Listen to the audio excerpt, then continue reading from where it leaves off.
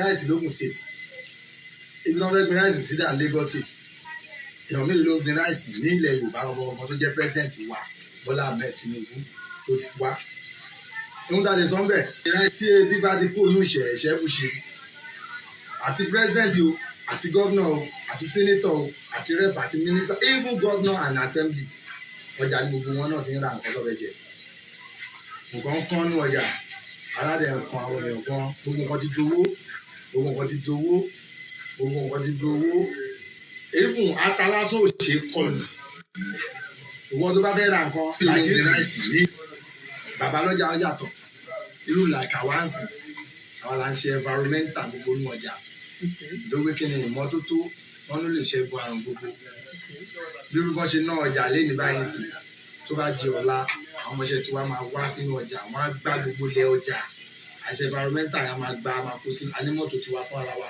la máa fi mọ́tò wa kó lọ dànù gẹ́gẹ́ bí pé environmental nínú ọjà ìgbọ́n ìgbà tí ọjà bá dọ̀tí ẹlòmíín pàtẹ ẹja ẹlòmíín pàtẹ nǹkan jíjẹ síbi ibi ìdọ̀tí ẹ̀wé kò bójú mu àwa bí ń ṣe environmental yẹn àwa dẹ̀ ń ṣe dé pé some many places láti ń pè wá irú lẹ́jẹ̀ ṣàtúnṣe ọjà yìí ẹ wá bá a ṣe tọ̀dọ̀ wa náà ẹ wá bá a ṣe tọ̀dọ̀ wa náà kí ni wọ́n fẹ́ fàyàn bẹ̀rẹ̀ pé bàbá lọ́jà ti lọ tí wọ́n bá lọlé àwa máa wà lọ́jà ìjọ kìtà wọn máa ṣàtúnṣe ọjà ṣe wọ́n pé bàbá ọjà làwa bẹ́ẹ̀. ẹ̀yin bàbá ọjà bàbá ọjà làwa bẹ́ẹ̀ yẹn yàtọ̀ sí bàbá lọ́jà. bàbá lọ́jà yàtọ̀ sí bàbá ọjà. bàbá lọ́jà ìyá lọ́jà wọ́n bá lè ṣe tán wọn lọlé bọ̀ bàbá ọjà ibi tí gbogbo yín bá ti lọ́lé yẹn àwa ṣe kọ̀ntínú iṣẹ́ ni ó ti di ká máa gbálẹ̀ kó kọ́tà kó gbá fámọ̀ but àwọn adẹ̀lá máa rí kó tán ké lọ́jà if not ordinary ọjà but ọjà ni ní main source of problem. yes torí bẹ́ẹ̀ ni gbogbo anybody vote present gangan adẹ̀dùpẹ́ pé present wa náà ọmọ wọn ni ìyálọ́jà general ọmọ nǹkan tó ń ṣẹlẹ̀ kán jọ̀ọ́ mo dẹ̀ bẹ̀yìn náà ọlọ́run elédùmarè òròkì Kóìkì ọlọ́run elédùmarè àgbẹ̀yìn ga jù bẹ́ẹ̀ ṣe fẹ́ lọ ohun tí àwa fẹ́ kí ọ̀pọ̀lọpọ̀ yín máa ṣe lélẹ̀ kẹ bọ́ta kẹ wá sáàrin jà. kò ṣe pé àti bọ́ta ni problem àwa wà fún sáfíìsì ẹ̀yin èèyàn wa àmọ́ àwọn èèyàn wa wọn kì í fẹ́ sọ̀rọ̀ irú ẹ̀yin sìn ẹ bá wa sọ̀rọ̀ ẹ face camera ẹlòmíì tí ò bá fẹ́ ká gbé kámẹ́rà sóhun lójú kò ní mínì. ó lè ní wọn àwọn ò lè fẹ́ kó da nìyẹn ẹni bá fẹ́ kó da nígbà tó ṣe fẹ́ ní kí n sọ̀rọ̀ kí n mówó wá ebi ká sọ nǹkan tó ń ṣẹlẹ̀ ni ara ń kan èèyàn Nàìjíríà ó dáa sí lẹ́tà súnmi sàárè po 180 160 dọ́là ní ó pọ̀jù àti ìrèpo 700 naira ń sìn tọ́mọ́tẹ̀ fẹ́ gbé nǹkan orí ẹ̀ lọ́ máa gbé sí sẹ́mu tá a rà ní 250 odidi 2000 plus sẹ́mu kékeré káwá sọ ráìsì ọmọ ìgbà kan ló ń sọ pé ọmọ ń jẹ ráìsì lọ́léèwé o ọmọ mi ti ń jẹ̀bà lọ́léèwé ń sìn ẹ̀bà gan lórí oúnjẹ ń sìn ta ló fẹ́ kọlu ráìsì ẹyin kò ṣe é jẹ gbàgbà o ẹ̀bà tún lọ́rọ̀ mi ìmọ̀ á sì máa dá yín lóhùn. sà ìbéèrè tí mo tún fẹ́ béèrè tó jọ bẹ́ẹ̀ ni wípé pẹ̀lú ilẹ̀ tí environmental tí ẹ̀ ń ṣe ní ọjà yìí báwo ni payment ṣé wọ́n máa ń san payment fún yín per month ni àbí báwo ni payment yẹn ṣe ń lọ sà. Ọlọ́run kò ṣàánú wa àmín. àwọn kan ló sọ pé wọ́n Nàìjíríà. ṣáyìn dẹ́ believe in one Nigeria. kí la fẹ́ sọ sí nínú kí lájọ wà yìí báyìí nínú kí lájọ wà. ẹ a mọ̀ pé nínú Nàìjíríà la wà bọ̀ the question is this. inú ẹ̀ náà wọ́n Nàìjíríà náà láti jọ wà náà lè sí ẹ nìyẹn. ní sùúrù sà. ok. ṣé ẹ ní believe in one Nigeria. Jésù ń bọ̀ wá èèyàn mélòó ló èèyàn Jésù ń bọ̀ wá náà bí discharge wa láti jọjọ́ yìí Jésù ń bọ̀ wá náà bí discharge wa láti jọ yìí wọ́n Nàìjíríà yẹn náà láti máa sọ láti máa dárúkọ dì sí ìwé kìíní kankan kan bìlíìfù ṣe bìlíìfù ibẹ̀ táà mo ti jí sílé ní ìgbà kan máa sọ àmàlórí mi ìtàn máa sọ àrà ẹ̀sìn orúkọ wọn tó ti jọ pa gbogbo àtàwùsá àti Ìgbò àti Yorùbá o that is it o. All right, thank you very much sir. So ẹ proceed lórí báwo ni payment. lórí payment yẹn mo wá fẹ́ padà sí yẹn. All right sir. àwa dá iṣẹ́ ti wálẹ̀ ni. Okay. a ronú some people bí tó ń ronú wọn gba ọ̀tọ̀ a lè kó ní láì bí kò ṣe dọ̀tí àgbà àdẹ̀pà àwọn tó jẹ́ àwọn ọkọ̀ lẹ́nu níbẹ̀ ẹ̀yẹ káwa náà ti plan nǹkan yín wọ́n ṣe fàyàwọ́ lẹ́nu wọn ní kọ́sọ́ọ̀mù fi kan pa àwọn nǹkan kan ẹ má yẹ káwa ṣe fàyàwọ́ ẹ káwa ní plan pé káwa náà máa lọ gbá ilẹ̀ ọjà yẹn tá a bá gbá ilẹ̀ tó bá mọ́ a máa gba owó nínú owó tá a bá gbà yẹn à ń fún àwọn tó ń gbálẹ̀ à ń fún àwọn tó ń já tíkẹ́ẹ̀tì à ń fún káńsù à ń fún àwọn onímọ́tò tá à ń lo mọ́tò dá sí nítorí àkọ́kọ́ yá mọ́tò lórí báwa náà lọ gba lóòlù mọ́tò à ń yá mọ́tò tẹ́lẹ̀ ni inú ẹ̀ láti máa sọ fún àwọn ọmọ tó bọ́ wọ́n máa kó gbẹ̀ kó tọ̀ kó wọn kàn inú ẹ̀ làwọn náà máa rí jẹ là máa fún ìjọba náà lówó àti ń ṣe nìyẹn àwọn àjẹ tiwa ní pé jájájá káwọn náà máa bẹ̀rẹ̀ because nínú àwọn tó ń ṣiṣẹ́ tó ń jẹ tó ń mu lábẹ́ tiwa nínú ilé iṣẹ́ tiwa ní mákà yìí o ní mákà tẹ́ ń wò lókè yìí o ní mákà yẹn àwọn tó ń jẹ tó ń mu lábẹ́ wa alẹ́ ní 100 pẹ̀lú 118 plus me tàbí jẹ́ 119 tó ń jẹ tó ń mu lábẹ́ wa àṣẹni tó náà mọ́ ń lé o àṣẹni tó náà mọ́ ń lé o àṣẹni tó náà mọ́ ń lé o àdẹ̀sẹni tó níyàwó ń lé o gẹ́gẹ́ bí ìtawà náà fi ṣe iṣẹ́ tiwa náà táwọn náà fi ràn ìjọba lọ́wọ́ mo dé mi kàn lè sọ náà rẹ̀ ń bẹ ni pé mo ní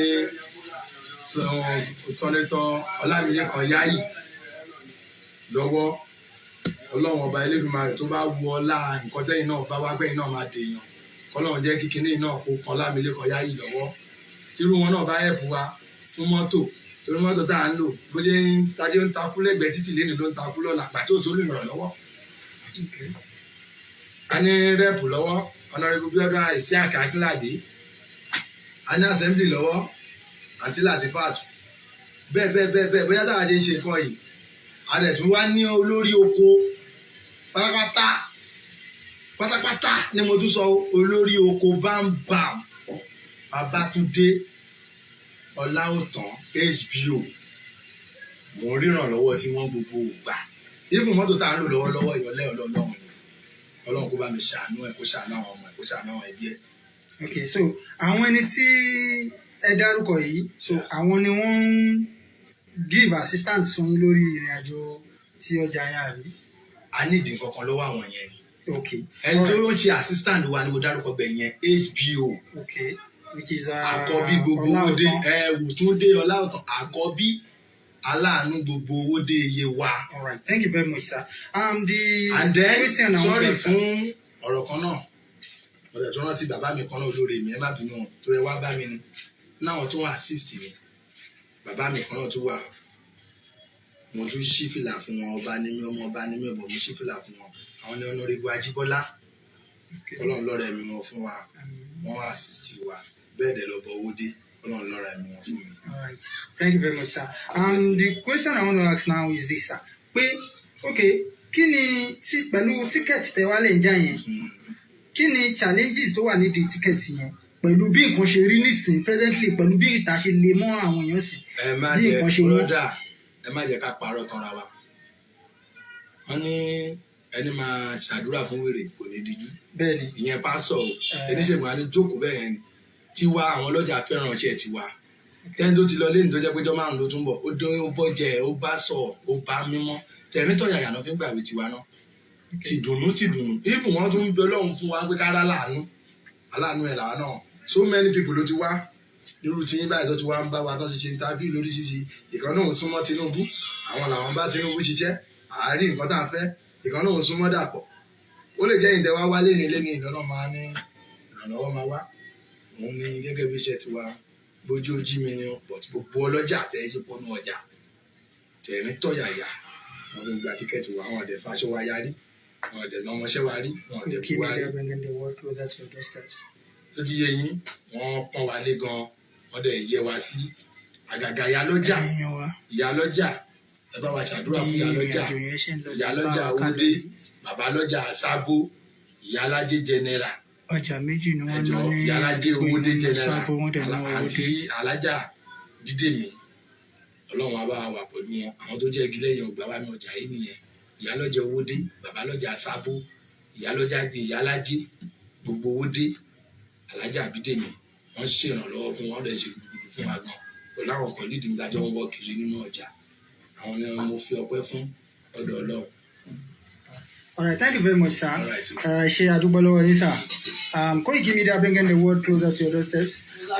A sì wà ní inú ọjà náà nínú ọ́fíìsì àwọn mákà náà la wà. Ẹ káàsán sà. Ẹ káàsán brother. Kí lórúkọ yín sà, bá a dárúkọ yín fáwọn aráalé? Orúkọ mi ni Olóyè Olúwagbémiga Adéwálé, aṣíwájú ọjà parapọ̀ gbogbo dé yìí wa. Thank you very much, sir. Ìbéèrè tí mo fẹ́ béèrè ni wípé báwo ni ìlú ṣe rí lọ́dọ̀ tí wọ́n báyìí?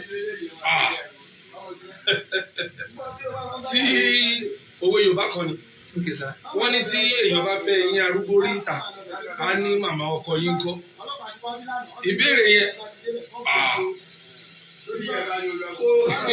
lọ́wọ́lọ́wọ́ yìí bí nǹkan ṣe rí káàkiri Nàìjíríà àbí nílùú ibi tí mo wà yìí, ó yé kálukú bó ṣe wà, ó yé kálukú bó ṣe wà.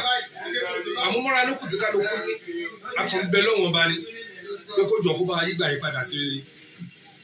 Bẹ́ẹ̀ ni. Sir, so sir, àwọn kan sọ pé àwọn believe nínú one Nigeria, àwọn bẹ́ẹ̀ làwọn kan sọ pé kí ìran Yorùbá dá dúró ló máa pè wá, àwọn Ìgbò sọ pé kí ìran Ìgbò dá dúró ló máa pè àwọn. Kí ni àfojúsùn yín lórí ìrìn àjò yẹn? Ṣé tí ìran Yorùbá, àwọn kan dẹ̀ sọ pé tí ìran Yorùbá bá dá dúró pé ìyà máa jẹ ìran Yorùbá, kí ni àfojúsùn yín lórí ìrìn àjò yẹn, sir?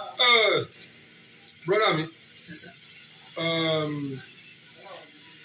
ibi tí orí tó ń bẹ́sẹ̀ rè Ọlọ́run ọba nìkan ló mọ̀. Ọlọ́run ọba nìkan ló mọ̀ ibi tí orí ń bẹ́sẹ̀ rè. Yorùbá dá dúró, àjọ ń ṣe pọ̀ lórí wọn Nàìjíríà, kò sí ohun tápọ̀ Ọlọ́run ò ká ń bẹ̀ láti ṣe. Ṣùgbọ́n ohun tí Yorùbá sọ ni pé tó bá tó àsìkò ṣíṣe wàhálà ká lọ nígbàgbọ́ nínú Ọlọ́run pé tó bá tásìkò. Tẹ́wọ̀n ẹrù oṣù mẹ́sàn-án ni oyún nínú obìnrin. Oníṣègùn lè ja ewé kó wá egbò nítorí pé kó ba lè bí wẹ́rẹ́, ojú ara lè là tó bá fẹ́ bímọ, kó má bàa rí nira, kẹ́jẹ̀ má bàa pọ̀ jù, kó má bàa pọ̀ jù. Tọ́lọ́run bá sọ pé oṣù kẹwàá lóhun tó fẹ́ parí iṣẹ́ tòun ló fẹ́ bímọ, oṣù kẹwàá yẹn náà ló ń bọ̀. Ìjọ tá a bá rọ̀ náà máa kí kúrò wọn bọ́rọ̀ yẹn ṣe rí nìyẹn. Ṣùgbọ́n lásìkò tá a wà yìí, wọ́n Nàìjíríà náà láti ń jírí. Wọ́n Nàìjíríà náà láti ń jírí. Àmọ́ gbogbo tó bá wù wọn Ọlọ́run Elédùmarè tó mọ̀ pé ọkàn kìíní máa jálẹ̀ sí tó máa jẹ́ bìrì ibẹ̀ ní kọ́nà máa tukọ̀ ẹ̀ lọ. Àmín sà.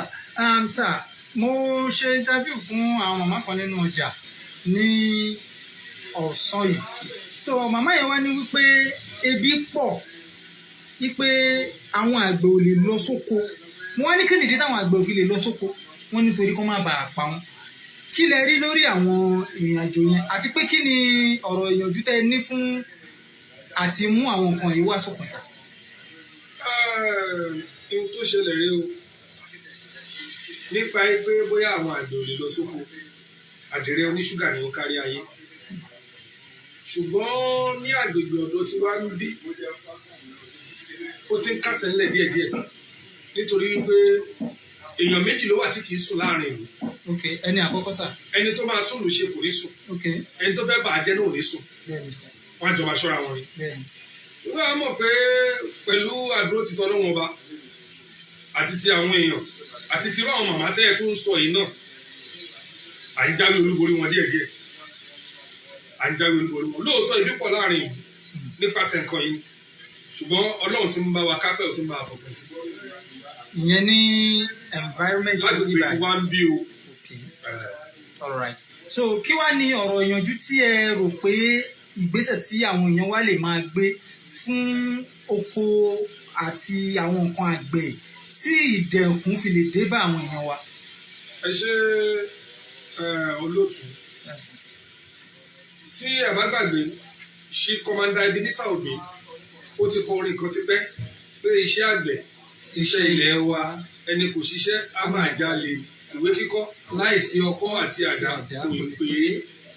Nígbà yẹn àti mọ̀ pé iṣẹ́ àgbẹ̀ yẹn gangan òun lò kúkú dùn. Ǹjẹ́ ń gbọ́ Yorùbá mi yé? Àgbáyé sà. Lọ́wọ́lọ́wọ́ báyìí ẹni tí bàbá ẹ̀ bá ṣì lóko kó lọ fẹsẹ̀ ẹ̀yìn délé.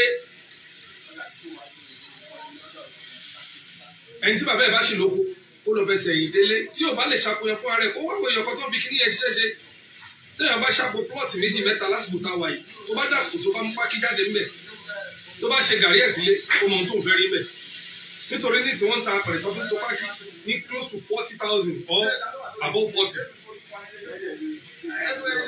ṣé àmọ̀ pé téèyàn bá gbìyànjú tó bá ṣe díẹ̀ tí wọ́n bá ṣe tẹ́mi bá ṣe tí tọ̀hún bá ṣe tẹ́lẹ̀ ìbá ṣe tẹ́lẹ̀ ìbá ṣe ṣé ẹ mọ̀ wípé nǹkan á máa pọ̀ díẹ̀díẹ̀ gbogbo wa a gbọ́dọ̀ kọjú ọrọ̀ ajé wa síbì kan náà ìgbàgbọ́ tèmi ni pé ẹni tí bàbá ẹ̀ bá lóko ó fẹsẹ̀ yìn délé bó ṣe rí nìyẹn. Koikimedia bringing the world closer to your doorsteps.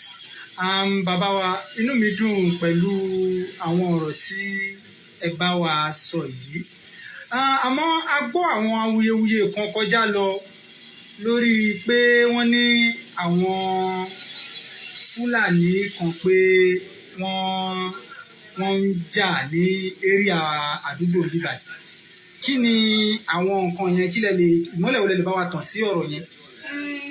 ọ̀rọ̀ tẹ́ sọ yìí abúlé tí nǹkan yẹn ti ṣẹlẹ̀ sí bí ó ń lọ bí abúlé kẹta àbí kẹrin síbi táwa ń gbé yìí wọ́n dẹ̀ nálẹ́ tí ò bá tójú ẹni lẹ́ ìní yẹn ṣòro rìn ìní yẹn ṣòro rìn bọ́rọ̀ bẹ́ẹ̀ ṣe ọ̀rọ̀ òkèrè ní gbogbo wa ń gbọ́. tí ò bá lẹ́kùn adé. bẹ́ẹ̀ ni wọ́n láwọn Fúlàní ẹgbẹ́ wọn ló pa wọ́n ní àwọn Haúsá kan ló wá pè wọ́n lọ ṣùgbọ́n ẹnìkan ṣoṣo ló kù ní ayé nu wọn ní ohun tó sọ fáwọn ọlọ́pàá ni pé ṣùgbọ́n ìgbàgbọ́ wa ni pé ohun tọrọ yẹn tí ò fi dariwo tí ò fi di pé wọ́n tún padà wá àtàkì abúlé yẹn dájúdájú àwọn ara wọn ni wọ́n ṣera wọn ní jàmbá. ṣùtá ok kí wàá ní ọ̀rọ̀ ìyànjú tẹ́ ní fún ààrẹ orílẹ̀-èdè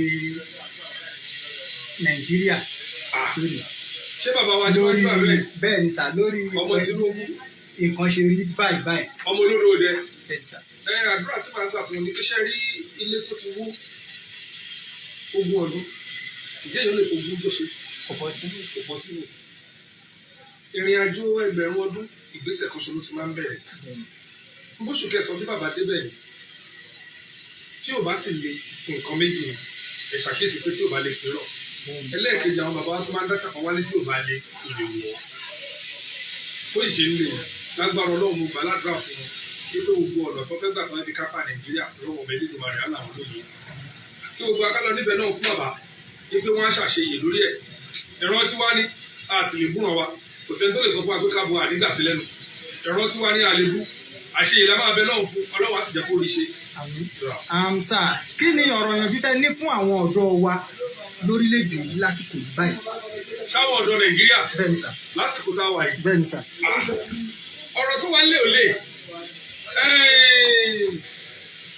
kò sí ẹnì kankan tí ọlọ́dún láti tó ń gbé bíbélì dání àbí kúrò alẹ́ láti máa ṣe wàásù fẹ́ nìkan mọ́ pé báyìí ni nǹkan ṣe rí àbí bẹ́ẹ̀ ṣe wà yé sí níbi dàgbàdé ó dìgbà tó bá tó sọ fún mi pé ẹja ló wà nínú agolo tó ń pè ní sàndé nǹkan tó mọ̀ pé ẹja ni káàkiri ẹ̀sọ́ fẹ́ ìrọ̀wúrà rí ẹ̀rẹ́ ni tó jẹ́ rí ládùúgbò yìí ṣé bẹ́ẹ̀ rẹ́ ni tó jẹ́ rí ládùúgbò yìí gbogbo àwọn ọ̀dọ́ inú mi dùn pé gbogbo nǹkan mèremère tó ń jáde ń sìn gbogbo nǹkan mèremère tó ń jáde ń sìn àwọn ọ̀dọ́ náà ti rí pé owó ni wọ́n ń ṣe kí ni owó ni wọ́n fi ń ṣe kálukú ló ti mọ̀ pé kóun ran bàbá òun lọ́wọ́ kóun ran ìyá òun lọ́wọ́ nítorí bùkátà tó wà lẹ́sìn bàbá kan ò lè dágbé mọ́ ìyá kan ò lè dágbé mọ́ àwọn náà fún ara wọn kó dìde kó bẹ̀rẹ̀ sí ní ṣiṣẹ́ kó bẹ̀rẹ̀ sí ní jálamba kó bẹ̀rẹ̀ sí ní ṣiṣẹ́ kó tẹpá mọ́ṣẹ́ ni ìmọ̀ràn mi fáwọn ọ̀dọ́ nìyẹn kí ọ̀dọ́ kan má lọ lérò pé bóyá pé òun á da sọ́run bàbá wọn àbó òun á da sọ́run ìyá òun omi tó bá mọ wọn bá èèyàn rẹ lá sí ilẹ̀ wà lóko ọ̀dọ́ náà má dàkó ṣàkó ó dàbí ọ̀rọ̀ ẹ̀gbọ́n mi kan ni ó ní ọmọ tóun bá ti ń retí nǹkan jíjẹ lọ́wọ́ ẹ̀ lẹ́yìn tóun ti kọ tí ò bá mú wá fóun òun á fèpè ṣe tiẹ̀ kó má tún wá fi tiẹ̀ kó bá tóun nítorí ibi tọ́rọ̀ ìdé yìí sìn nínú ilé tèmi ń sìn o ò lè wọlé mi kó máa bèrè lọ́mọ mi pé ṣé o ti yó torí ṣé o ti jẹun lè mí bèrè lọ́wọ́ ẹ̀ ohun tó bá ti mú ẹ̀bìrì lẹ́yìn pé ṣé o ti yó ṣé o ní ìtò fẹ́ fún tó o bá ti ní ìtò fẹ́ fún má bèrè pé ṣé o ti yó ṣé o ti jẹun lè mí bèrè lọ́wọ́ àwọn ọmọ tèmi lásìkò bóyá jẹ́ nìyẹn. All right, sir. Thank you very much, sir. Koikimedia bringing the world closer to other states. Kí ni ẹ lérò pé ìjọba Dàpọ̀ Abíọ́dún lè ṣe tó lè mú ìdẹ̀kùn bá iye wa owó de iye wa níbí? Brọ́dà mi, àwọn agbaninímọ̀ràn pọ̀ fún ìjọba lórí gbogbo ètò. Bẹ́ẹ̀ ni, àwọn agbaninímọ̀ràn wọ́n pọ̀ rẹpẹtẹ lórí gbogbo ètò tí gómìnà wa ọmọọba Dàpọ̀ Abíọ́dún tí wọ́n ní. Wọ́n ń ṣe náà omi ló pọ̀ ìjọka náà. Ogun State táwọn èyí náà tóbi. Ogun State táwọn èyí tóbi. Ogun State táwọn èyí tóbi. Olórí ìlú dẹ̀ ṣòro ṣe. Ẹlòmíì tó bá ní kó ṣe baálé àdúgbò ẹ̀ oṣù kan. Ibẹ̀ ló ti máa mọ̀ pé olórí ìlú ṣòro ṣe. Bẹ́ẹ̀ ni, bó ṣe rí nìyẹn, Ọlọ́run á ràn wọ́n lọ́wọ́. Gbogbo ètò tó lè mú dẹ̀kùn bá gbogbo pélé òkè pátápátá, Ọlọ́run á fún wọn láṣeyọrí ẹ̀. Thank you very much, sir. Koikimedia bringing the world closer to your doorstep. Ẹ̀yin wa nílé lóko lẹ́yìn odi iṣẹ́ ti rí ọ̀rọ̀ ní agbọ́lẹ́nu àwọn bàbá wa. Olúwagbémiga Adéwálé. Àwọn bàbá wa Olúwagbémiga Adéwálé tí wọ́n jẹ́ aṣíwájú ọ̀jẹ̀ gbogbo owódé. Wọ́n jẹ́ ká mọ opinion wọn lórí ìrìn àjò tí ó ń lọ lórílẹ̀‐èdè Nàìjíríà lásìkò yìí. Ẹ̀yin wa nílé lóko lẹ́yìn odi láti gbogbo ibikíbi tí ẹ ti ń gbọ́ wa. Ẹ jẹ́ kí a máa jáde láti sọ ọ̀rọ̀ wa síta. Ọ̀pọ̀lọpọ̀ àwọn ènìyàn tí ẹ bá fẹ́ interview wọn wá ní irọ́ àwọn ò sọ̀rọ̀, àwọn ò ṣègbà, àwọn ò ṣàgbọ̀n. Eléyìí kì í ṣe ọ̀rọ̀ pé a sọ̀rọ̀ nígbà tí a bú ẹnì kankan. Ẹlòmíràn ní ṣé ẹ fẹ́ fóun lówó ni, tẹ́ bá fóun lówó òun ò sọ̀rọ̀. Nǹkan tó kọjú sẹ́nìkan yìí ló kọ sí ẹlòmíì bó ṣe yé oníkálùkù mọ́ nìyẹn. Àwọn èèyàn wa nínú lóko lẹ́yìn odi láti ibi gbogbo tí ẹ ti ń gbọ́ wa. Bó bá tún ṣe ń lọ a máa fi tó yín létí. Koikimedia bringing the world closer to your doorstep. Ẹ máa bá wa ká lọ. Thank you very much. Thank you.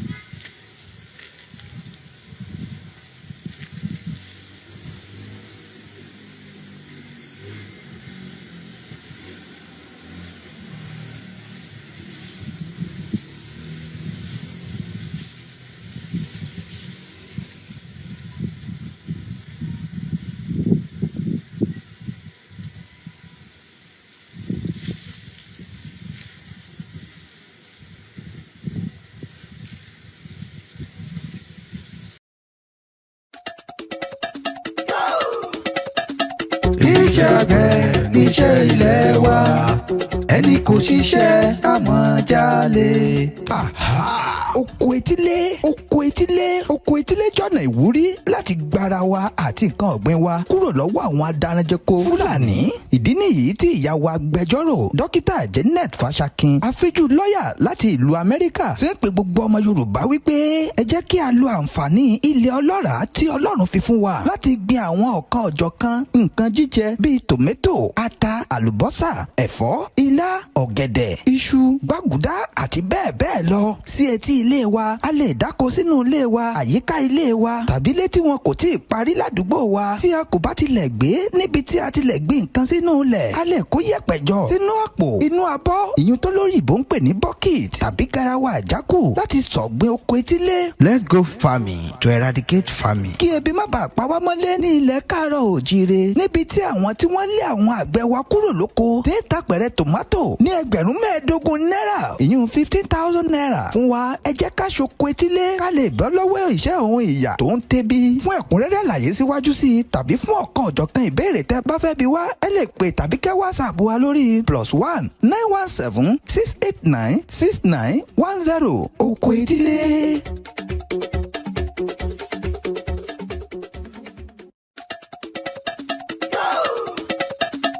Iṣẹ́ àgbẹ̀ níṣẹ́ ilẹ̀ wa, ẹni kò ṣiṣẹ́ àmọ́ jalè.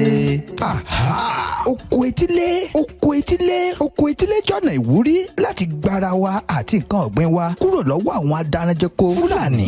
Ìdí nìyí tí ìyá wa agbẹjọ́rò dókítà Janet Fashakin afíjú lọ́ọ̀yà láti ìlú Amẹ́ríkà ṣe ń pe gbogbo ọmọ Yorùbá wípé ẹ jẹ́ kí a lo àǹfààní ilẹ̀ ọlọ́ràá tí Ọlọ́run fi fún wa láti gbin àwọn ọ̀kan ọ̀jọ̀kan nǹkan jíjẹ bíi tòmẹ́tò, ata, àlùbọ́sà, ẹ̀fọ́, ilá, ọ̀gẹ̀dẹ̀, iṣu, gbàgùdá àti bẹ́ẹ̀ bẹ́ẹ̀ lọ sí etí ilé wa a lè dáko sínú ilé wa àyíká ilé wa tàbí ilé tí wọn kò tí ì parí ládùúgbò wa tí a kò bá tilẹ̀ gbé níbi tí a tilẹ̀ gbé nǹkan sínú ilẹ̀ a lè kó yẹ̀pẹ̀ jọ sínú àpò inú abọ́ ìyún tó lóyìnbó ń pè ní bucket tàbí garawa àjákù láti sọ̀gbìn oko etílé. Let's go farming to eradicate famine. kí ebi má bàa pa wá mọ́lé ní ilẹ̀ káàárọ̀ òjíire níbi tí àwọn tí wọ́n lé àwọn àgbẹ̀ wa kúrò lóko tí ń ta pẹ̀rẹ̀ tòmátò ní ẹgbẹ̀rún mẹ́ẹ̀ẹ́dógún náírà ìyún 15,000 naira fún wa ẹ jẹ́ ká ṣoko etílé ká lè bọ́ lọ́wọ́ ìṣẹ́ òun ìyà tó ń tẹ́bi. fún ẹ̀kúnrẹ́rẹ́ àlàyé síwájú sí i tàbí fún ọ̀kan ọ̀jọ̀kan ìbéèrè tẹ́ bá fẹ́ bi wá ẹ lè pè tàbí kẹ́ WhatsApp wa lórí +1 917 689 6910 oko etílé.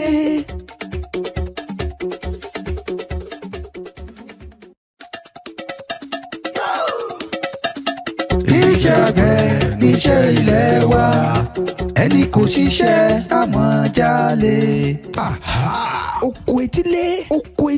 oko etílé jọ̀nà ìwúrí láti gbára wa àti nǹkan ọ̀gbìn wa kúrò lọ́wọ́ àwọn adaranjẹko Fúlàní. ìdí nìyí tí ìyá wa agbẹjọ́rò dókítà Janet Fashakin afíjú lọ́ọ̀yà láti ìlú Amẹ́ríkà ṣe ń pe gbogbo ọmọ Yorùbá wípé ẹ jẹ́ kí a lo àǹfààní ilẹ̀ ọlọ́ràá tí Ọlọ́run fi fún wa láti gbin àwọn ọ̀kan ọ̀jọ̀kan nǹkan jíjẹ bíi tòmẹ́tò ata àlùbọ́sà ẹ̀fọ́ ilá ọ̀gẹ̀dẹ̀ iṣu gbàgùdá àti bẹ́ẹ̀ bẹ́ẹ̀ lọ sí etí ilé wa a lè dáko sínú ilé wa àyíká ilé wa tàbí ilé tí wọn kò tí ì parí ládùúgbò wa tí a kò bá tilẹ̀ gbé níbi tí a tilẹ̀ gbé nǹkan sínú ilẹ̀ a lè kó yẹ̀pẹ̀ jọ sínú àpò inú abọ́ ìyún tó lóyìnbó ń pè ní bucket tàbí garawa àjákù láti sọ̀gbìn oko etílé. Let's go farming to eradicate famine. kí ebi má bàa pa wá mọ́lé ní ilẹ̀ káàárọ̀ òjíire níbi tí àwọn tí wọ́n lé àwọn àgbẹ̀ wa kúrò lóko tí ń ta pẹ̀rẹ̀ tòmátò ní ẹgbẹ̀rún mẹ́ẹ̀ẹ́dógún náírà ìyún 15,000 naira fún wa ẹ jẹ́ ká ṣoko etílé ká lè bọ́ lọ́wọ́ ìṣẹ́ òun ìyà tó ń tẹ́bi. fún ẹ̀kúnrẹ́rẹ́ àlàyé síwájú sí i tàbí fún ọ̀kan ọ̀jọ̀kan ìbéèrè tẹ́ bá fẹ́ bi wá ẹ lè pè tàbí kẹ́ WhatsApp wa lórí +1 917 689 6910 oko etílé.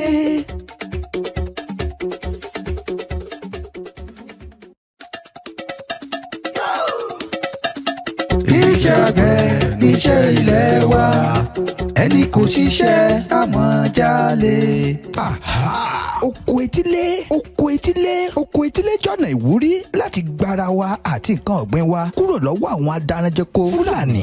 ìdí nìyí tí ìyá wa agbẹjọ́rò dókítà Janet Fashakin afíjú lọ́ọ̀yà láti ìlú Amẹ́ríkà ṣe ń pe gbogbo ọmọ Yorùbá wípé ẹ jẹ́ kí a lo àǹfààní ilẹ̀ ọlọ́ràá tí Ọlọ́run fi fún wa láti gbin àwọn ọ̀kan ọ̀jọ̀kan nǹkan jíjẹ bíi tòmẹ́tò ata àlùbọ́sà ẹ̀fọ́ ilá ọ̀gẹ̀dẹ̀ iṣu gbàgùdá àti bẹ́ẹ̀ bẹ́ẹ̀ lọ sí etí ilé wa a lè dáko sínú ilé wa àyíká ilé wa tàbí ilé tí wọn kò tí ì parí ládùúgbò wa tí a kò bá tilẹ̀ gbé níbi tí a tilẹ̀ gbé nǹkan sínú ilẹ̀ a lè kó yẹ̀pẹ̀ jọ sínú àpò inú abọ́ ìyún tó lóyìnbó ń pè ní bucket tàbí garawa àjákù láti sọ̀gbìn oko etílé. Let's go farming to eradicate famine. kí ebi má bàa pa wá mọ́lé ní ilẹ̀ káàárọ̀ òjíire níbi tí àwọn tí wọ́n lé àwọn àgbẹ̀ wa kúrò lóko tí ń ta pẹ̀rẹ̀ tòmátò ní ẹgbẹ̀rún. gbogbo ẹ̀yin ọmọ ọ̀dọ́ tá a jọ ń káàkiri ọ̀dọ́jọ́ ni wá ẹ má jẹ́ kí a fi àyè gba Fúlàní lórí ilẹ̀ àwọn bàbá wa ẹ má jẹ́ ká bú ọba mọ́ ẹ má jẹ́ ká bú jòyè mọ́ nígbà tá a la fẹ́ jà fún àwọn ọ̀rẹ́ wa táwa ń kọ́kọ́ ń bú ọba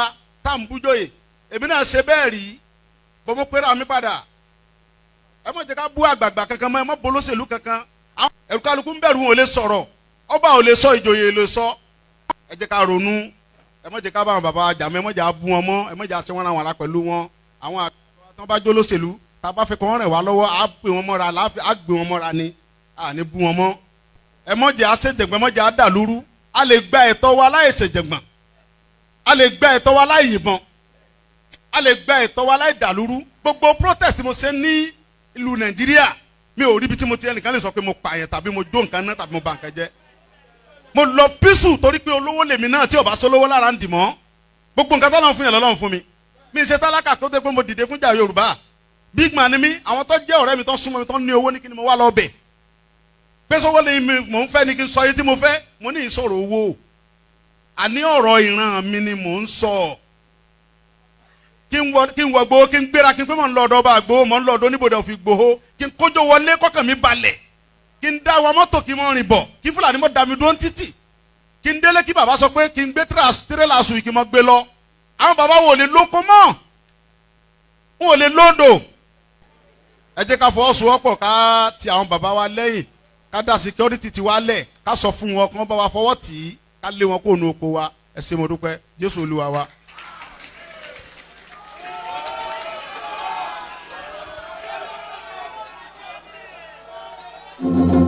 We have problems in the land, and the problems, I want to say this, I might be, off the cuff, is because of our constitution.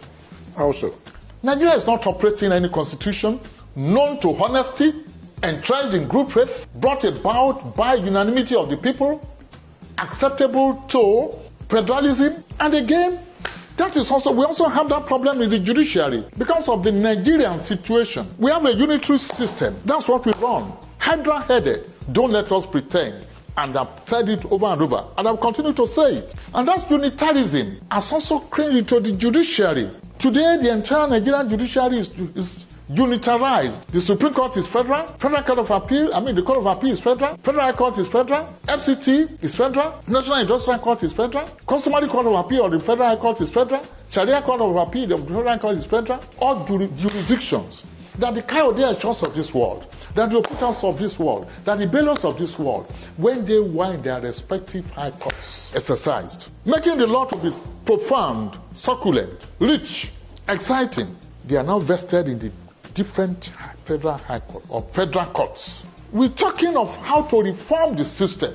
There is no justification in a state, in a nation like Nigeria, purporting to practice federalism, where even the Supreme Court should be overburdened with unnecessary jurisdiction in respect of land matters from Yoruba land, respect of divorce, respect of family matters, chieftaincy matters. How do they know? I don't want us to be deceiving ourselves. Assuming I'm even appointed to the Supreme Court today, I'm above the age, but assuming, and I'm sitting there, and you bring a matter on appeal in respect of Kanuri native law and custom, or Igbo native law and custom, or Igbo land tenure system, and I sit there, and I'm writing judgment. I'm a Yoruba man. What do I know about that? Those kind of cases to stop at the state, either Court of Appeal or Supreme Court. Go to the United States of America. Each state has its own Supreme Court. We are running into trouble. We are inching there, and time is not in our favor. And I'm not tickled by what the National Assembly is doing. They are not being fair to themselves. They are not being fair to us. They claim to be amending the Constitution. What are they amending? And I want to repeat it. Do you amend something that is not amendable? When you want to amend the Constitution, by the way, Lati, where do you start? You start from the preamble. With the people. Oh yes, they have to amend it. Why are they running away from it? If they cannot amend the preamble, if the preamble is not amendable, then it means the Constitution is not amendable. Come on, they have to start from it. Do you start reading your letter from the back page? Do you? No, they have to start from the preamble. That means the preamble is fake. We the people, who are the we? When did we meet? And why can't we do it? I've studied the constitutions of the world.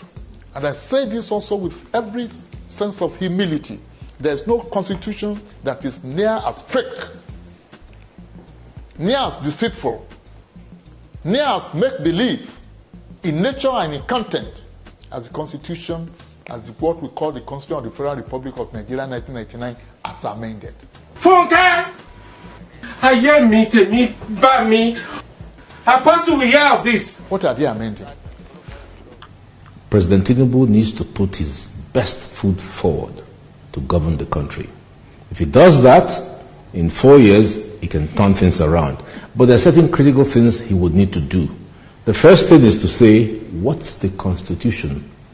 If, for instance, me and my wife Lillian don't agree in our marriage of 45 years, then we can't do anything. So the first thing that President Tinubu would need to do is to ensure that Nigerians all agree to be one country. You recall that Bola Ige asked those two questions. Do we want to be one? It's not by force. If we want to be one, how? We haven't answered those questions, which is why I told President Babi of the Senate that it has taken 23 years to solve the problem of the Constitution. And I urged him, in conjunction with President Tinubu, to resolve the Nigerian constitutional question now. by inviting the owners of Nigeria. The owners of Nigeria, mark you, were those who owned Nigeria before Lugard brought his amalgamation in 1914. Call them in. These are the people who own the country, and ask them questions. What do you want to see of the Constitution? Because without a Constitution, we're going nowhere. And no one will doubt the fact that the Constitution bequeathed by the military in 1999 is unsatisfactory. You can't build anything out of a weak foundation. The economic development policy of President Tinubu, the political development policy of President Tinubu, and everything else he wants to do rests on a very solid foundation. So let him immediately resolve that. How can we spend 23 years looking for a foundation for building a house? Does that make sense to anybody? So that's my number one issue. We need to resolve this issue of, do we want to be one? And mark you, the flip side of the question is that we mustn't be one, because you go.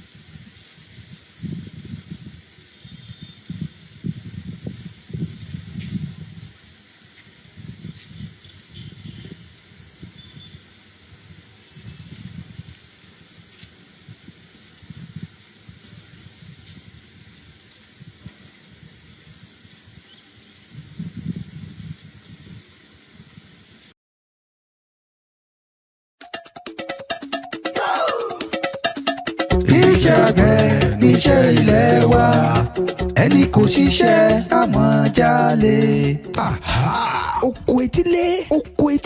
oko etílé jọ̀nà ìwúrí láti gbára wa àti nǹkan ọ̀gbìn wa kúrò lọ́wọ́ àwọn adaranjẹko Fúlàní.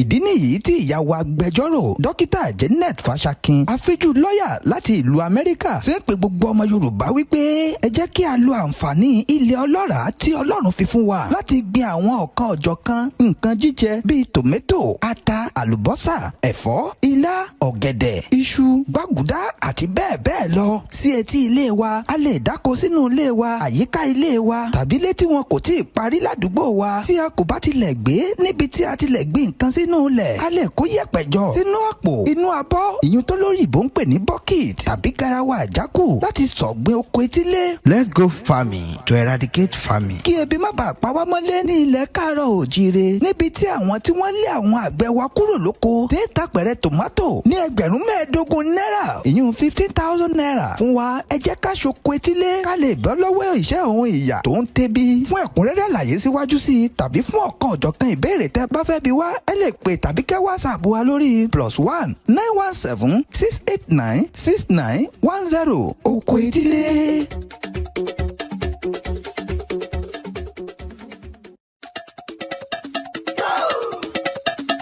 Iṣẹ́ àgbẹ̀ níṣẹ́ ilé wa, ẹni kò ṣiṣẹ́ àmọ́ jalè. Oko etílé, oko etílé, oko etílé jọ̀nà ìwúrí láti gbára wa àti nǹkan ọ̀gbìn wa kúrò lọ́wọ́ àwọn adaranjẹko Fúlàní. Ìdí nìyí tí ìyá wa agbẹjọ́rò dókítà Janet Fashakin, afíjú lọ́yà láti ìlú Amẹ́ríkà, ṣe ń pe gbogbo ọmọ Yorùbá wípé ẹ jẹ́ kí a lo àǹfààní.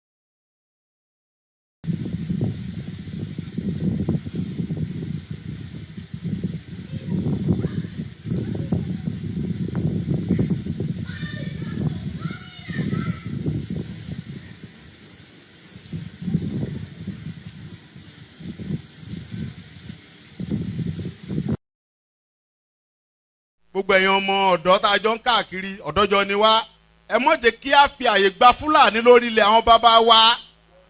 Ẹ má jẹ́ ká bú ọba mọ́, ẹ má jẹ́ ká bú jòyè mọ́. Nígbà tá a la fẹ́ jà fún àwọn ọ̀rẹ́ wa, táwa ń kọ́kọ́ ń bú ọba tá à ń bú jòyè. Èmi náà ṣe bẹ́ẹ̀ rí, bọ́ mo pera mi padà. Ẹ má jẹ́ ká bú àgbààgbà kankan mọ́, ẹ má bolóṣèlú kankan. Ẹ̀rù kálukú ń bẹ̀rù wọn ò lè sọ̀rọ̀, ọba ò lè sọ, ìjòyè lè sọ. Ẹ jẹ́ ká ronú. Ẹ má jẹ́ ká bá àwọn bàbá jà mọ́, ẹ má jẹ́ abú wọn mọ́, ẹ má jẹ́ àṣẹ wọn ra wọn la pẹ̀lú wọn. Àwọn àgbà tó bá jó lóṣèlú, tá a bá fẹ́ kọ́ wọn rìn wá lọ́wọ́, á gbé wọn mọ́ra, á gbé wọn mọ́ra ni, à ní bú wọn mọ́. Ẹ má jẹ́ àṣejẹ̀gbọ́n, ẹ má jẹ́ àdàlúrú. A lè gba ẹ̀tọ́ wa láì ṣèjẹ̀gbọ́n, a lè gba ẹ̀tọ́ wa láì yìnbọn, a lè gba ẹ̀tọ́ wa láì dàlúrú. Gbogbo protest tí mo ṣe ní ìlú Nàìjíríà, mi ò rí ibi tí mo ti ẹnìkan lè sọ pé mo pààyàn tàbí mo jó nǹkan náà tàbí mo bà nǹkan jẹ́. Mo lọ písù torí pé olówó lèmi náà tí ò bá sólówó lára ń dì mọ́. Gbogbo nǹkan tó lọ́n fún yẹn lọ́lọ́run fún mi. Mi ṣe tálákà tó dé pé mo dìde fún jà Yorùbá. Big man ni mí, àwọn tó jẹ́ ọ̀rẹ́ mi tó súnmọ́ mi tó ní owó ní kí ni mo wá lọ bẹ̀. Pé sọ́wọ́ lè mi mò ń fẹ́ ni kí n sọ yìí tí mo fẹ́, mo ní ìsọ̀rọ̀ owó. Àní ọ̀rọ̀ ìran mi ni mò ń sọ. Kí n wọ gbowó, kí n gbéra, kí n pé mò ń lọ ọ̀dọ̀ ọba àgbowó, mò ń lọ ọ̀dọ̀ oníbodè òfin gbowó, kí n kójó wọlé kọ́kàn mi balẹ̀, kí n dá wa mọ́tò kí n mọ́ rìn bọ̀, kí Fúlàní mọ́ dá mi dúró títì, kí n délé kí bàbá sọ pé kí n gbé tírélà sùn kí n mọ́ gbé lọ. Àwọn bàbá wo lè lóko mọ́, wọn ò lè lóńdò. Ẹ jẹ́ ká fọwọ́sowọ́pọ̀ ká ti àwọn bàbá wa lẹ́yìn, ká dá security ti wa lẹ̀, ká sọ fún wọn kí wọ́n bá wa fọwọ́ tì í, ká lé wọn kó nu oko wa. Ẹ ṣé mo dúpẹ́, Jésù Olúwa wa.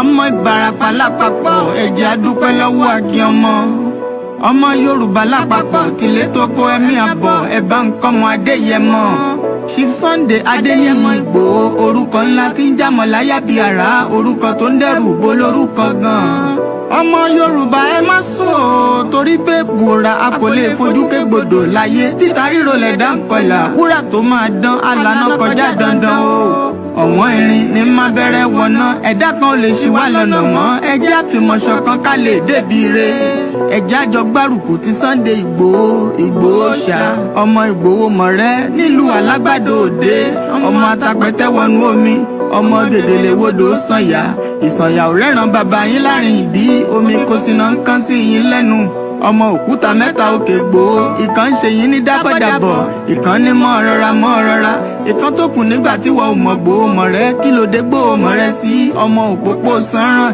ìgbàgede Ìgbòho sùn wọn láláìsí bẹ̀rẹ̀ wọn ní kó ní bẹ̀rẹ̀ ó máa kó bẹ̀rẹ̀ lọ ẹ̀sìn òní bímọ méjì ní Ìgbòho mọ̀rẹ́ bẹ́sìn bá bímọ méjì ní Ìgbòho àfikàn pọpọ sí amúkan yòókù bọ sànyà àtúmúyà rẹ̀ tí ò lọ́rọ̀ gbọ́ àfiṣẹrù wálé wàrà mòjé ọmọ onílé ọlà àwọn àjòjì tó ń ṣe ségesège tọ́láwọn ò ní bomi kó sí mu wọ́n láwọn ò ní bomi sànyà wẹ́sẹ̀ ìgbà tójú kò fi rí ńkọ́ gbogbo wọn náà sáré bomi kó sí mu wọ́n sì bomi sànyà wẹ́sẹ̀ ọmọ abẹ́rẹ́ mẹ́ta òde ayé ọ̀kan ṣẹ́ ọ̀kan tẹ̀ ọ̀kan tó kù ní gbogbo ayé ti ránṣọ kiri gbogbo ọmọ Yorùbá Sunday Ìgbòho onírèlẹ̀ láéláé torí àbá lásán nìkan ń dá òkúta ò ṣe gbé fún wọn o ìmọ̀ràn lásán ni ti balùwẹ̀ kò pọ́sibú kó dòdò láyé ń bí ó kún díẹ̀ kí tọ́ domi láéláyé ìtọ́ mi lè domi Sunday Ìgbòho arógun má ti dí tó ń jà fẹ́tọ̀ Yorùbá ní tilé tó kó ọmọ Ìbàràpá lápapọ̀ ẹ jẹ́ a dúpẹ́ lọ́wọ́ Akin ọmọ Yorùbá lápapọ̀ tìlé tó kó ẹ̀mí àbọ̀ ẹ bá ń kọ́mọ Adéyẹmọ Chief Sunday Adéyẹmọ Ìgbòho orúkọ ńlá tí ń jámọ́ láyà bí àrá orúkọ tó ń dẹ́rù bo lórúkọ gan. Yorùbá nation now no going back Yorùbá nation now no going back. Assalamu alaikum warahmatullahi wabarakatuh akí gbogbo wa a kú gbìyànjú a kú kó lè dá Ọlọ́run bá àlá ajẹ́kó dá fún wa inshallah rahman olóyè Sunday Ìgbòho Ọlọ́run bá yọ wá níwọ̀rùn Al-Qur'ani Karim ọmọ Adéyẹmọ Ìgbòho ṣá o owó bàbá àdámì o mẹsàyà mẹ̀kúnnù ni Jésù àsìkò tiwa nìyẹn ànábì mọ́mọ́ àsìkò tiwa nìyí o àtiwọ́ tó fẹ́ o owó bàbá àdámì o ìránṣẹ́ Olúwa ni àkàndé èèyàn ni ẹkùn tágìrì gbéra ẹni jà ni à ń lé bọ́ lẹ́yìn jagunlabi ńlára wájú gbogbo ara wájú tún gbèrú kílẹ̀ yìí. ti àbáṣẹ́dé okùnrin ọ̀rọ̀ba díẹ̀ kágbìn tán sìn.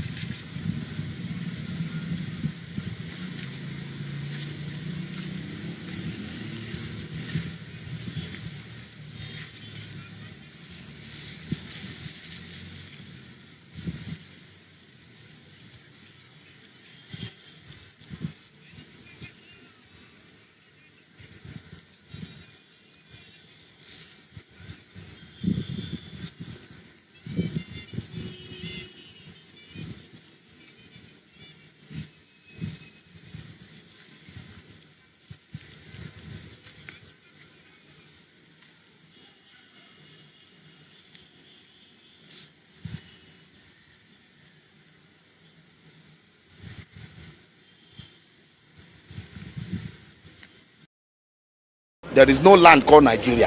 There is no language called Nigeria. There are no people called Nigerians. We are only deceiving ourselves. We are not Nigerians. Okay, where is Nigeria? Where is the land called Nigeria? What is the Nigerian language? We are nations that had been forced together to live in one pathetic country. So anybody who goes there today to say pray for Nigeria, that person is just deceiving himself, because the people who want to be that Nigeria had not sat down to agree if they want to be Nigeria. when this collapse comes, and it's going to come, we in the UK are going to need to have some serious reflection on mistakes that have been made, and especially our foreign policy in history. And we're going to have to rely on these nations that we've been stealing from for years to deal with us, because we need them. We're not like Russia. We're not self-sufficient. Russia has its own oil, its own food, it doesn't have to import anything. It can survive without the world. We, a tiny little island, do not have that luxury. We need to import. That's why we've stolen so much shit in the history. So what happens, do you think, in the next decade as African countries are rising and getting more powerful, and the Western countries that had them under their heel for so long, like the UK where I live, are on the way down and their economies are collapsing? What help do you think we're going to get from those countries that are becoming more powerful? How do you think that the Africans are going to look towards the English with regards to trade deals and buying their uranium off them if we need to? They're not going to look too kindly, are they? Especially if there's absolutely no apologies whatsoever. And as far as I can tell, this country doesn't apologise for jack shit. And the reason it doesn't apologise is because if it apologised for the stuff that it's done, it'd have to start giving back all of the stuff that it's stolen. I've spent hours inside the British Museum. That place is an absolute... It's a treasure trove. It's incredible. And it's nearly all nicked. And we're going to have to, in the UK, in the West, really start looking at our place in the world and really start looking as to whether we really do value the things that we say we do. I saw somebody earlier saying, you know, this is what the West do. They just play pretend. It's no wonder the West now accept a man being a woman if he just identifies as one, because we in the UK have been identifying as a nation that is on the side of law and order. A nation that values free speech as it's censoring everybody. A nation that values freedom of the press and is a shining light and a beacon for freedom of the press throughout the world, whilst it's literally torturing the best journalists the world has ever seen in its capital. We say we are these things. Our government says them all the time. The diplomats are like that. But it's just all hot air. Nothing we do as a country backs up what these people are saying the country is. Nothing. I love my country, and that's what I want my country to turn into, to be. I think it's the most patriotic thing a person can do. But when I talk about these things, people call me a Putin puppet. They've been propagandized to such a degree. They don't know their allies when they meet them. And we've got some serious apologising to do in this country. To all of these nations that we have stolen from, to all of these nations whose leaders we've helped assassinate and overthrow, all of these coups that we've done around the world in countries just because we didn't like what they did. So we killed them and we overthrew them and we put in a dictator who created a secret service and was just brutal to the people in that country. We didn't care, as long as we carried on getting the oil. We're meant to be a country that cares about these things. It cares about truth and honesty and justice. This country prides itself on the UK justice system. Well, there's no greater injustice in this world right now than the imprisonment of Julian Assange, and we're the ones doing it in the UK. And to all those people in Africa, rise up, I'm in the West and I'm fighting for you. And I tell you, we really are. The people in the country, the people in the UK, the people in this chat in the UK who know the truth, we're on your side. We want our country to be the things that it says it is, and it's clearly not. And I really do wish to see the rise of Africa in my lifetime. I would love to see it. And we're seeing at the moment the rise of Russia and China. I'd love Africa to go with that as well. But this is not good for the West, especially if we...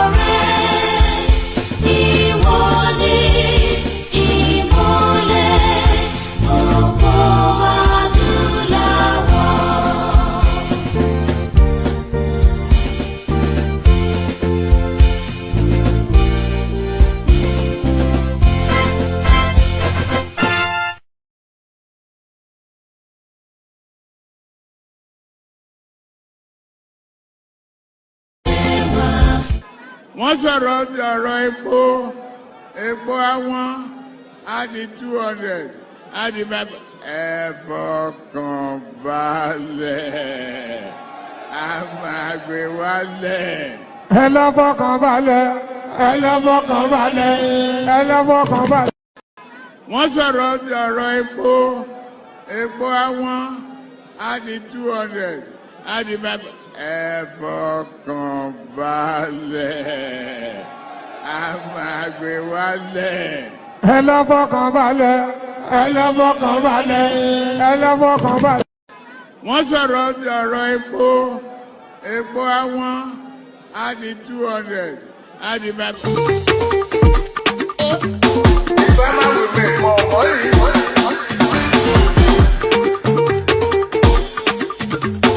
Your lunch will not be important. One child, per day. Kasaba gari ewan. One child, per day. Kasaba gari ewan. Eba, gari, beans. Eba, gari, beans. Àgbàdo, cassava, corn, yam, recruit 50 million youths. Àti gbin tomatoes àti atarodo òun ni aṣẹ̀gbìn tán sìn ẹ̀rí òun ni aṣẹ̀gbìn tán ni so that láìpẹ́ láì jìnnà a darí lọ sí inú oko kejì lọ́hùn níbi tí a ti lọ wẹ́ẹ̀tì ẹ̀fọ́ wa láti lọ wẹ́ẹ̀tì ẹ̀fọ́ tí tó ti ń wù tó nílò omi rí oko náà so ó ìkù àti ìkọ̀tán nígbà tí wá tú àwọn retí kí òjò rọ̀ pé ilẹ̀ yẹn ti ń padà le so tí òjò yẹn bá padà rọ̀ a lè ní àǹfààní láti kọ eléyìí tó kù kó náà ní o a dúpẹ́ lọ́wọ́ ẹ̀yin tí ẹ ti ń bá wa wo ètò nítorí pé ìfẹ́ lẹ ní sí wa ẹ má dẹ̀ gbàgbé ẹ bá fẹ́ ràn wá lọ́wọ́ ẹ bá kọ sí ní Koikimedia ṣe rí ilẹ̀ tó kù ní tí a fẹ́ kọ́ ònìyàn tí a fẹ́ kọ́ so a nílò ìrànlọ́wọ́ yín o látàrí wípé a fẹ́ gbin iṣu. Ẹ bá wo oye iṣu tí a gbìn lẹ́ẹ̀kan sìn, ẹ jẹ́ ká kà 1 2 3 4 5 6 7 8 9 10 11 12 13 14 iṣu 14 péré ni ó dá lérí pé iṣu 14 la ṣe rí gbìn sí oko tó pọ̀ tó léyìn. So that a nílò ìrànlọ́wọ́ èèyàn wa, ẹ jọ̀ọ́ ẹ ràn wá lọ́wọ́. Ẹ má dá Mr. Ọláyẹmí Koikimedia nìkan dá, ẹ ràn wá lọ́wọ́ ẹ jọ̀ọ́, a bẹ̀ yín, a rọ̀ yín. Ebi alẹ́ ò ní pa yín o, ẹ ṣé gan ni o. Láìpẹ́ láì jìnnà a máa padà sí live kó tó di pé a lọ oko, ó tó di pé a lọ wẹ́ẹ̀tì ibi ẹ̀fọ́ yẹn, so that a bá ti débẹ̀ a padà go live. Ẹ ṣé gan ni o, ẹ̀ ń tí ẹ ti darapọ̀ mọ́ wa.